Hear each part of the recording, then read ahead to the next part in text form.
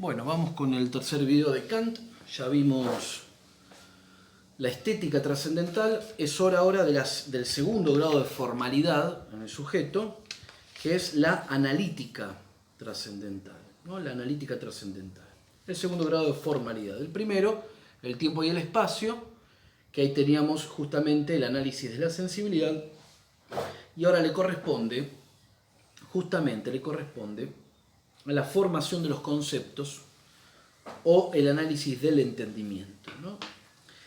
Y Kant va a decir que el espíritu humano no se limita a captar sensaciones, como en el caso de la estética trascendental, ¿no? Que es cómo se captan las sensaciones, cuál es la condición a priori de las sensaciones, que es el tiempo y el espacio, que son formas, ¿no? De la sensibilidad, intuiciones puras de la sensibilidad, y aparte ese material caótico, ¿no? Las sensaciones caóticas que vienen de un mundo externo a mi mente. Y que en la unión de estos dos elementos se forma justamente, tenemos la experiencia sensible, ¿no? La experiencia sensible. Bien, la realidad fenoménica. Sino que dijimos que el espíritu humano no se limita a captar las sensaciones, sino que agrupa y funde hasta formar nuevos objetos, ¿no? Nuevos objetos. Es decir, que el hombre es capaz de formar objetos, de formar conceptos. Y acá vamos a ver que entran a participar lo que se llaman las categorías del entendimiento, ¿no? Estas formas a priori, ya no de la sensibilidad, sino del entendimiento. Bien, es decir que tenemos ahora que, habíamos dicho que teníamos que el mundo, ¿no? Teníamos las sensaciones caóticas que venían del mundo, que procedían del mundo, del noumeno, ¿no? ¿Sí? Y a esto dijimos que se le sumaba las categorías a priori de espacio y tiempo.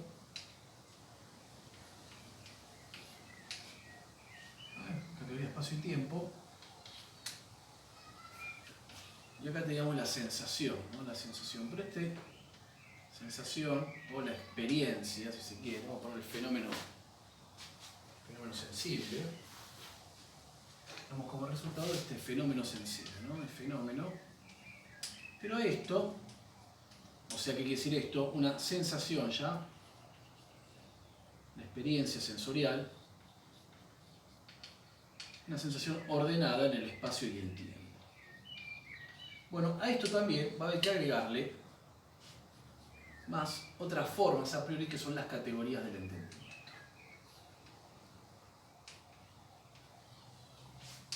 Las categorías del entendimiento. Entonces, la segunda formalidad, ¿no? La segunda formalidad. Vamos por partes. Que acá se va a dar el mundo fenoménico de nuestra experiencia habitual, ¿no? Vamos a poner así como resultado. Acá tenemos entonces como resultado de esto. ¿Ah? Recuerden que el fenómeno implica todo esto. Vamos a ponerlo así para que sea más, para que se vea mejor, ¿no? Tenemos esta unidad, a esta unidad le debemos agregar entonces a esto más las categorías del entendimiento, ¿no? Ahora sí. Y acá otra vez tenemos el elemento sintético, que vendría ya esto, que está ordenado. Son las sensaciones que vienen del mundo ordenado, o sea que tenemos el elemento sintético. Y estas categorías del entendimiento, que vamos a ver cuáles son, vamos a tener justamente el elemento a priori. ¿Ah? Son formas del entendimiento, ¿no? Las categorías a priori. Vamos a ver qué es esto. Bien, Kant va a decir entonces, bueno, esto es el mundo fenoménico, nuestra experiencia habitual, ¿no? Se va a dar acá.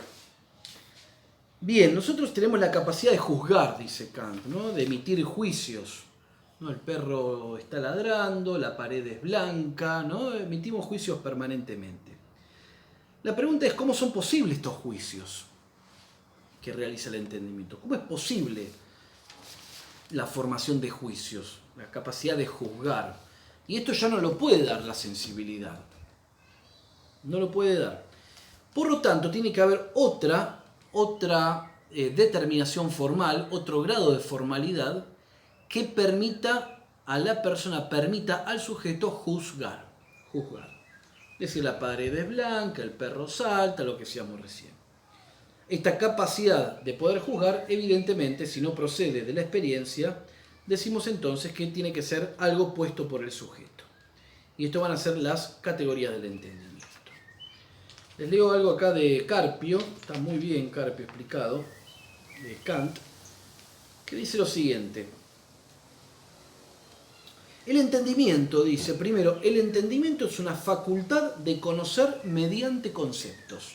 Entonces, ¿qué es el entendimiento? Una facultad de conocer mediante conceptos. Digamos que el entendimiento humano es una facultad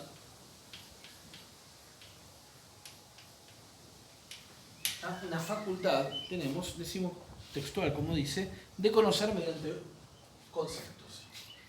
De conocer mediante conceptos.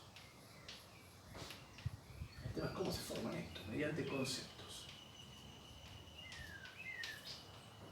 No, esto es el entendimiento. Segundo, dice, conocer mediante conceptos quiere decir juzgar. Realizar juicios, por tanto, todos los actos del entendimiento se reducen a juzgar, ¿no? O sea, implica esto, facultad de conocer mediante conceptos, esto implica de alguna manera, implica la capacidad de juzgar. La capacidad de juzgar. Afirmar o negar algo. 3. El juzgar consiste en enlazar representaciones, ¿no? Relacionar, ¿no? Unificar, enlazar representaciones. En todo juicio hay un enlace entre una representación que aparece en el sujeto, ¿no? Una representación que aparece en el sujeto, con otra que aparece en el predicado. Pensar, entonces, es un acto de síntesis o enlace de representaciones. Entonces, ¿qué quiere decir esto? Que juzgar es enlazar representaciones, ¿no? Juzgar es enlazar representaciones.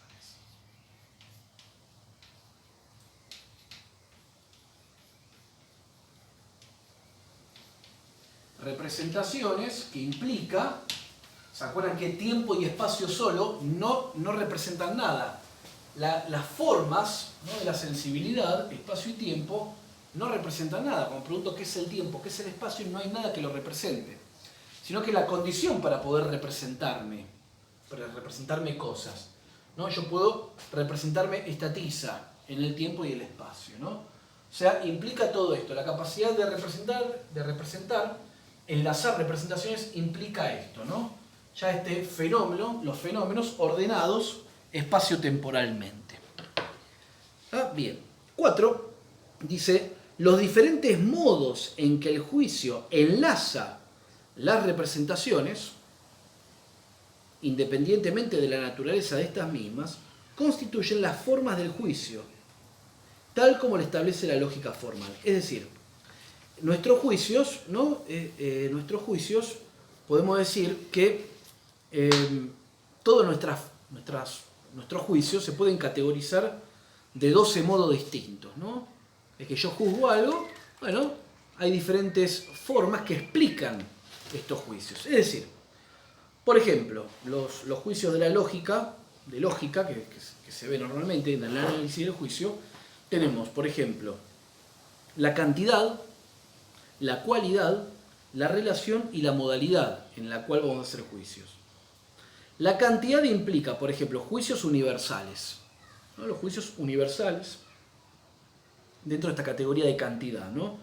Juicios universales, por ejemplo, todos los hombres son mortales. Es universal. Todos los hombres son mortales. Juicio universal. Particulares también, dentro de la cantidad. Particulares. Algunos hombres son argentinos, ¿no? No estoy diciendo que todos los hombres sean argentinos, sino algunos hombres son argentinos. Y los singulares, por ejemplo, Juan es argentino, ¿no? Son juicios. Juicios que tienen que ver con la cantidad, universales, particulares y singulares. En cuanto, por ejemplo, acá estos tipos de juicios es independiente del contenido que tengan, ¿no? Yo puedo decir, por ejemplo, un juicio universal que no necesariamente sea verdadero. Todos los perros son farmacéuticos. Es un juicio afirmativo, un juicio universal, decimos, un juicio universal, pero que bueno, no importa si es verdadero o falso, es un juicio universal. Juicios que tienen que ver con las cualidades, Por ejemplo, tenemos los juicios afirmativos. Todos los hombres son mortales, que es universal, pero también estoy afirmando algo. ¿Qué es lo que afirmo? Que todos los hombres son mortales, o que algunos hombres son argentinos, ¿tá? O Juan es argentino también, ¿no?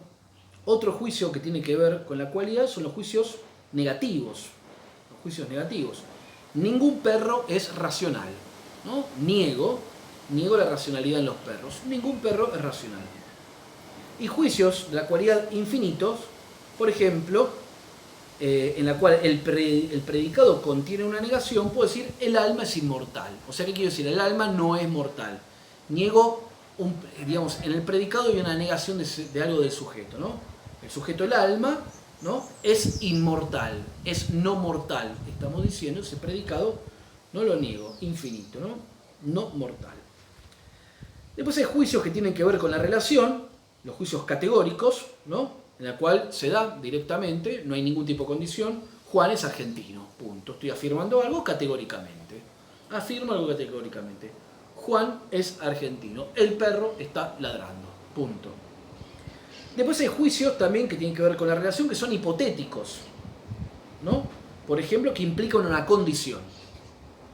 Si quiero aprobar filosofía, entonces tengo que estudiar, ¿no? Si quiero aprobar filosofía, tengo que estudiar. Hay una condición. Para aprobar tengo que estudiar, ¿no? La condición. Son los juicios hipotéticos. Otros, por ejemplo, juicios disyuntivos, en que hay condición, pero en el predicado, por ejemplo, mañana estudiaré filosofía o no estudiaré, ¿no? Implica o una cosa o la otra. Hoy voy a ir al cine o no voy a ir al cine. O apruebo el examen o no apruebo el examen, ¿no? Una disyunción, o lo uno o lo otro. Y después hay otros juicios de la modalidad que son, por ejemplo, implican los juicios problemáticos. Los problemáticos. Cuando enuncian una posibilidad. Quizás el examen del martes lo apruebe, ¿no? ¿Cómo problemático, ¿no? Cuando, ¿no?, enunciamos una posibilidad, es posible que apruebe el examen. Quizás apruebe, quizás no apruebe, ¿no? Juicios que tienen que ver, son problemáticos, ¿no? Implican entonces una posibilidad.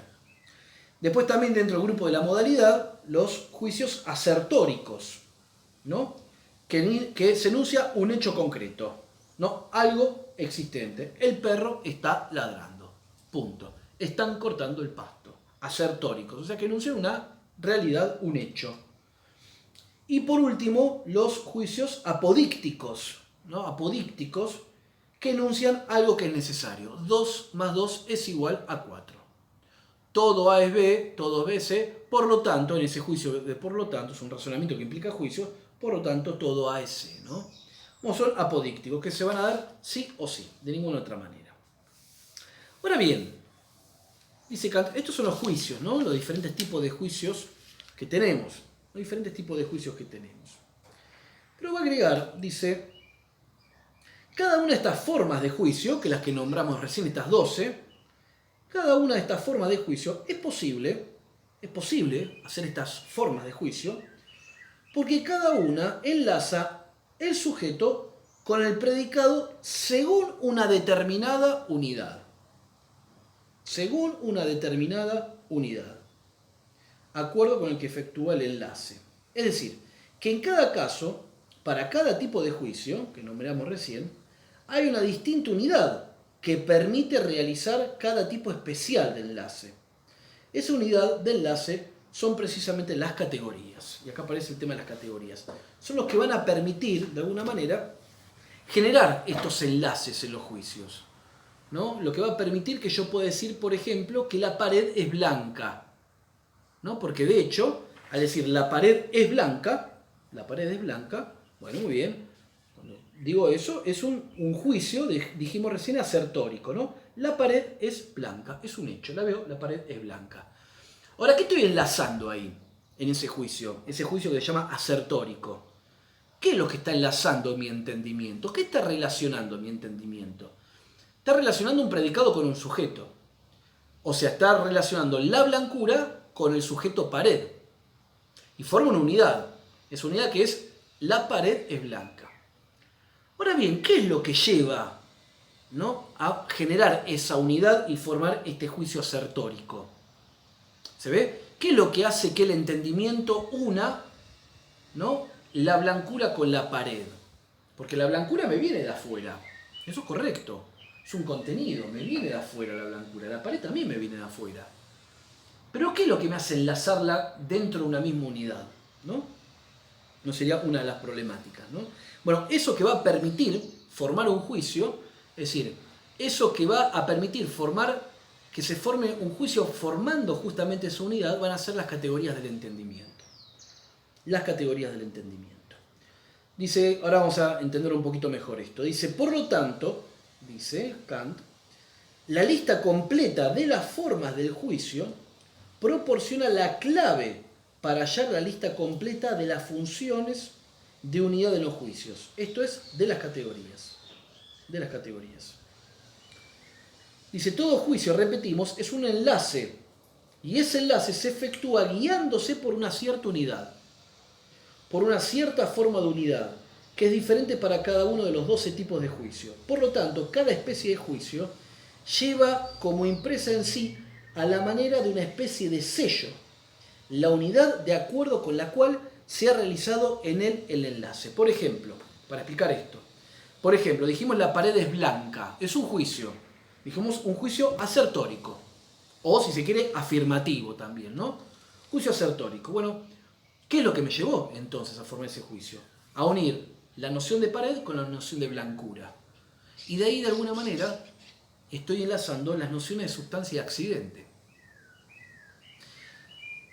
Por eso las nociones de sustancia y accidente son categorías del entendimiento, son formas a priori del entendimiento, cosas que no proceden de la experiencia, sino que son cosas, categorías, formas del entendimiento que me van a permitir formar juicios. Si yo no tengo si yo no tengo la categoría de sustancia, diría Kant, o sea que está en el entendimiento, no tengo la categoría de accidente, que está en el entendimiento, yo no podría enlazar el juicio, la sustancia es blanca, la pared es blanca. Porque la blancura es un accidente que le estoy atribuyendo a la sustancia pared. ¿Se ve? Es decir, la condición para que pueda darse ese juicio asertórico, la pared es blanca, supone algo que unifique a ese predicado con el sujeto. ¿Y eso qué es? La relación de sustancia y accidente. Pero la categoría de sustancia y accidente no procede de la realidad, como diría Aristóteles, ¿no?, por abstracción. Recuerden que en Kant no hay abstracción. Ahora, tengo una impresión de la sustancia. ¿Dónde está la sustancia? ¿Dónde está el accidente? Yo no lo veo, la sustancia y el accidente. Pero sin la noción de sustancia y accidente, no podría nunca enlazar este tipo de juicios. No podría nunca emitir un juicio. Emitir este juicio, por ejemplo, de la pared es blanca. O, por ejemplo, decir, la pared, si yo veo que una pared se está cayendo, digo, la pared va a romper la mesa. Se está cayendo la pared va a romper la mesa. Yo, para emitir ese juicio, ¿no?, la pared va a romper la mesa, ¿tá?, va a romper la mesa, que podemos decir de alguna manera que es un juicio del tipo hipotético, podemos decir, si la pared cae, va a romper la mesa, es un juicio hipotético, que hablamos de recién. Ahora, para poder hacer ese enlace entre la rotura de la mesa y la pared que cae, hay una relación de causalidad ahí. Si la pared cae, rompe la mesa. La causa de la rotura de la mesa va a ser la pared. Ahora bien, la causalidad, como decía David Hume, esto Kant sigue, ¿dónde está? No tengo ninguna impresión de la causalidad, como no tengo ninguna impresión justamente de la noción de sustancia. Pero entiendo de alguna manera y puedo formular ese juicio. La pared va a romper la mesa. Y para poder hacer ese juicio, para enlazar el predicado romper la mesa con el juicio la pared, esa relación que se va a dar implica una forma de entendimiento previa que va a permitir hacer ese tipo de enlace. ¿Y eso qué es? Es la categoría de causalidad. ¿Se entiende? La categoría de causalidad. Por eso dice Kant que a estos juicios que enumeramos recién, juicios dijimos universales, particulares, singulares, afirmativos, negativos, infinitos, categóricos, hipotéticos, disyuntivos, problemáticos, asertóricos y apodícticos, que son todas las formas de juicio que tenemos, tiene que haber algo que dé la condición para formar ese juicio. Algo que unifique al predicado con el sujeto y que pueda ubicarlos en diferentes juicios. Y eso va a ser entonces las categorías del entendimiento. Por eso las categorías del entendimiento, estas categorías del entendimiento, que recuerden son a priori, van a ser 12, dice Kant, ¿no? Eso que me va a permitir a mí formar un juicio, que me va a permitir a mí enlazar un predicado con el sujeto. Y por eso formar los diferentes tipos de juicios que enunciamos recién. ¿Cuáles son estas categorías del entendimiento? Son 12, que nunca me las acuerdo, así que voy a agarrar acá el machete. Vendría a ser estas categorías del entendimiento primero, de la cantidad, que acá de la cantidad, ¿qué quiere decir esto? Las categorías del entendimiento de la cantidad son las que van a permitir formar estos juicios de cantidad. Son los que van a permitir entonces formar los juicios universales, particulares y singulares. Y acá tenemos la cantidad, la categoría, por ejemplo, de unidad, la categoría de pluralidad,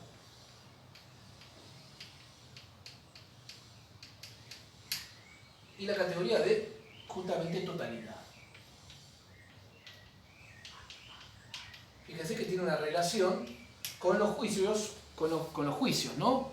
Los juicios de cantidad universales, particulares, singulares. Tiene que ver con la cantidad. Unidad, pluralidad, muchos o todos. Todos, muchos, uno. Juan es argentino, algunos hombres son argentinos, y decimos, por ejemplo, todos los hombres son mortales, ¿no? La posibilidad de hacer esos juicios me va a permitir justamente, se van a reducir a estas categorías, ¿no? De unidad, pluralidad y totalidad. La segunda son las de la cualidad. Las categorías de la cualidad. Y acá en las categorías de la cualidad tenemos la relación, la categoría de relación, la de negación,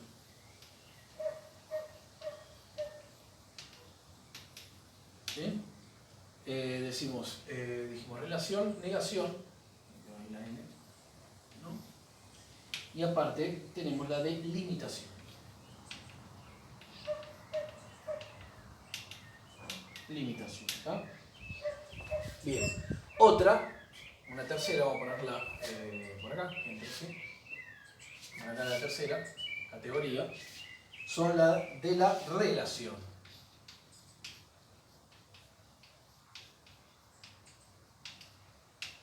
¿Sí? De la relación. Acá tenemos entonces las categorías de sustancia y accidentes.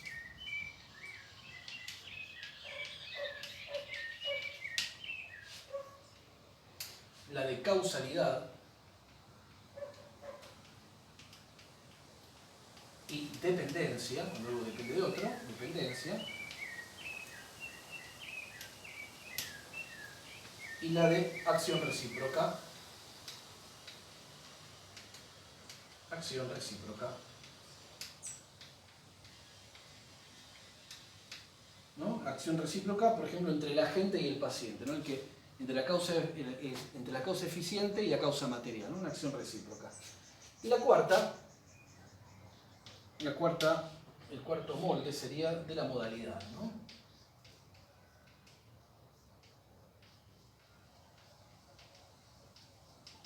De la modalidad tenemos posibilidad,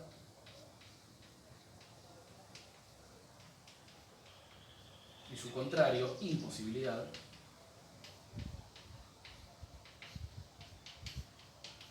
Lo que me muestra que de alguna manera algo puede ser posible o imposible, ¿no? Posibilidad, imposibilidad, existencia, no existencia.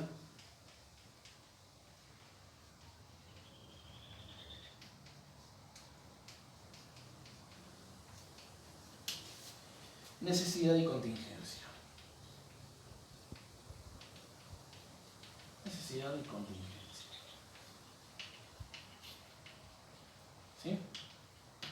¿Y qué estamos diciendo con esto? Las 12 categorías, ¿no? Las 12 categorías. O sea que, si yo no tengo esta categoría de necesidad de contingencia, yo no podría, si yo no tuviese, por ejemplo, la categoría de contingencia, nunca podría afirmar que ese árbol puede dejar de ser. No podría darme cuenta que algo dejó de existir. O mejor dicho, que algo cambió. ¿Se entiende? No podría decirlo nunca eso. Si no tengo previamente la categoría de contingencia o la de necesidad. Si yo no tuviese la categoría de necesidad, no podría decir nunca que algo es así, no puede no ser así. No podría formular, por ejemplo, el juicio 2 más 2 es igual a 4, porque implica necesidad. ¿Se ve? Que algo existe. Cuando yo veo este par de anteojos, y lo entiendo como que está haciendo en este momento, implica de alguna manera entender que algo es real, implica la posibilidad de la existencia, la categoría de existencia. ¿Se entiende? Que es lo que me permite afirmar que algo está haciendo. O al revés, la no existencia. O la posibilidad de la imposibilidad, ¿es posible que? ¿No? Imposible tal cosa. Por eso fíjense que acá en la categoría de posibilidad e imposibilidad están enlazados, por ejemplo, con juicios, ¿no? Con juicios que pueden darse de diferente manera, ¿no? Hipotéticos, ¿no? Que de algún modo, los problemáticos principalmente, ¿no? Que son de la modalidad, los problemáticos, ¿no? Quizás apruebe la semana que viene. Bueno, este juicio problemático de la modalidad, habíamos dicho, quizás apruebe la semana que viene, implica justamente para poder formular ese juicio, quizás apruebe la semana que viene, implica de alguna manera una categoría previa que me va a permitir hacer ese juicio, que es la categoría de posibilidad e imposibilidad. Categoría de posibilidad e imposibilidad. Y así, entonces, el espíritu humano, con estas categorías, que son a priori, que son el segundo grado de formalidad, son estas 12 formas, así como en la sensibilidad había 2, tiempo y espacio, que están en la sensibilidad, en el entendimiento hay 12. Que estas 12 es la que va a permitir justamente que el hombre pueda formular juicios. No, pues yo tengo estas sensaciones que me vienen de afuera, pasan por el tiempo y el espacio de sensibilidad, tengo experiencia de esto, formo el concepto tiza, y por eso al formar el concepto tiza, que formar el concepto era juzgar, digo la tiza esta es blanca. Ahora, ¿qué es lo que me llevó a mí a afirmar que esta tiza es blanca? Bueno, el juicio, esta tiza es blanca, implica justamente la categoría que me va a permitir formar ese juicio, que habíamos dicho que ese juicio de la tiza es blanca, es un juicio perfectamente apodíctico, esta tiza es blanca, me va a permitir a mí, ¿se ve?, unir la sustancia con el accidente, ¿no? O sea, si yo no tengo la noción de sustancia-accidente, no podría decir nunca que la tiza es blanca. Causalidad y dependencia, el caso que habíamos visto de la pared va a romper justamente la mesa. ¿Tá? Acción recíproca, por ejemplo, que golpeo el pizarrón y me duele la mano, ¿no? Yo golpeo el pizarrón, pero el pizarrón me devuelve dolor, ¿no? Acción recíproca, podemos decir. Si algo es posible o imposible, ¿no? Existencia o no existencia, que dijimos recién, necesidad, relación. Soy el marido de Rocío, implica esa relación. Yo no podría nunca formular ese juicio si no tengo la categoría de relación. ¿Se ve? No podría nunca formular ese juicio. Ahora, cuando emito el juicio ese juicio que estoy emitiendo implica la unión de una de las categorías, de estas 12 categorías, con lo que procede justamente de la sensibilidad, de cómo experimentamos el mundo, de la sensibilidad unido ya, pasado esas sensaciones ordenadas, pasados por el espacio y el tiempo. ¿Se ve? Y ahí vamos uniendo, justamente vamos emitiendo juicios aplicando las categorías del entendimiento. ¿Está? Bien, una negación, Juan, esta pared no es blanca o el pizarrón no es verde, yo nunca podría hacer ese juicio si no tuviese la capacidad de negar, que es una categoría de nuestro entendimiento, ¿no? Una categoría de la cualidad, la negación. Ahora, ¿de dónde viene la relación, la negación, la limitación, la totalidad? No tengo experiencia, no tengo una impresión de la unidad, de la pluralidad, de la totalidad, de la relación, de la negación, de la limitación y de todas esas categorías. No tengo impresión de eso. Por lo tanto, al no tener impresión de eso, no puede proceder del mundo. Y es lo que da, de alguna manera, la posibilidad de formar juicios universales, necesarios y todo tipo de juicios. ¿Eso de dónde le viene? Eso está en el sujeto. Por eso son a priori. Por eso estas categorías del entendimiento, estas 12 son a priori. ¿Tá? Pero estas categorías del entendimiento sola son puras, no son reales. No es real la necesidad, la existencia,